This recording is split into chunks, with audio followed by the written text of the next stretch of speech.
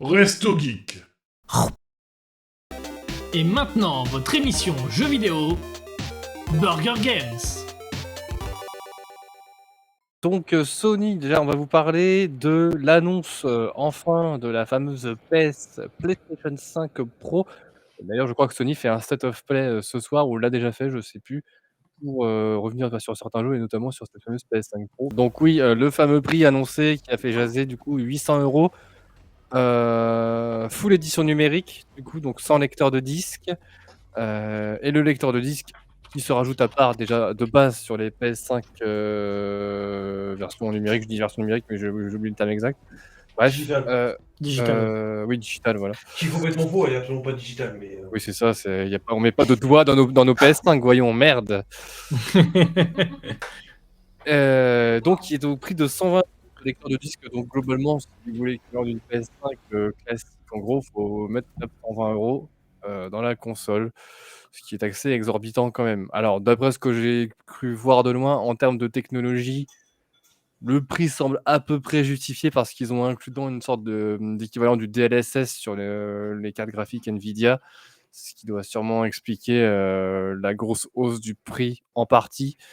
Mais bon, pour avoir une expérience qui réunit du coup actuellement le mode qualité sur PS5, donc 4K 30 FPS, et le mode performance de la 2K à 60 FPS, réunir ces deux modes en un seul mode, mettre ce prix-là, je pense pas que ça vaut spécialement le coup, surtout qu'il y a déjà des jeux sur la PS5 FAT classique qui le font plutôt bien. Par exemple, Astrobot, qui est sorti dernièrement, dont on reparlera un petit peu plus tard dans l'émission. Vous, qu'est-ce que vous en pensez de ce prix et de cette console? Bah, comme à chaque fois, ça vaut pas le coup d'acheter un PC. J'allais dire, en termes de qualité, on est au niveau d'un HP à 300 balles, quoi. Ouais, t'exagères un peu.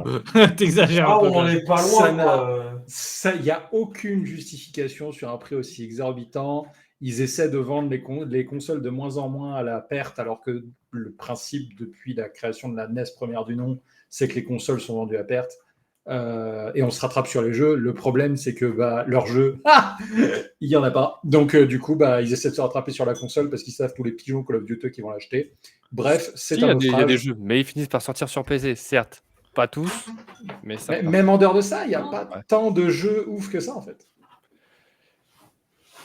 C'est les exclus qui font une console. Une console sans exclus, c'est FIFA, excusez-moi, FC, le sport, je sais plus quoi, maintenant. Ouais, c'est un peu l'avenir de la Xbox. Hein. Il y en a encore, mais bien il y a sûr. pas trop de temps à sortir, quoi. Et puis bon, Xbox, ils ont pas moins d'exclus aussi. Au final, ça se ressent. Mais... Ensuite, je pitch un peu aussi. Là, ils ont sorti Astrobot il y a pas longtemps, mais par contre, 120 balles de plus pour un lecteur Blu-ray. Et encore, les non, mais... cher.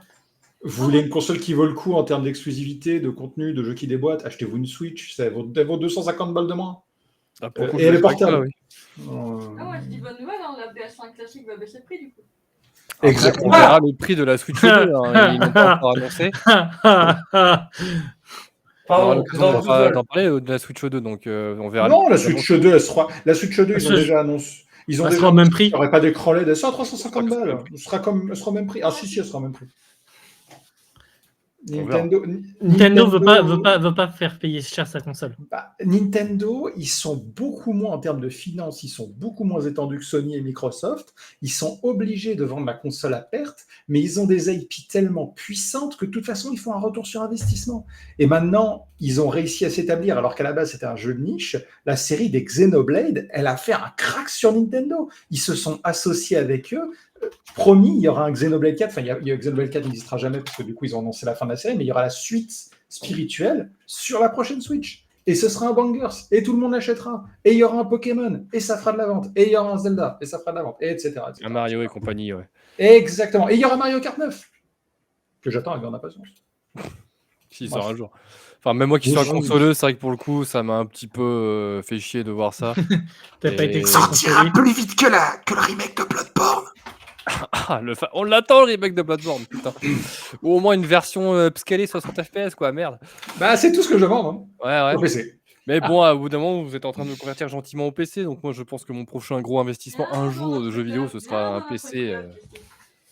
Là, au vu du prix de la console, clairement, autant. La PS6 ne sortira pas tout de suite, hein, donc bon. Et comme dit Marshmarino, la PS5 Pro là est faite pour GTA 6 qui ne sort pas avant un an.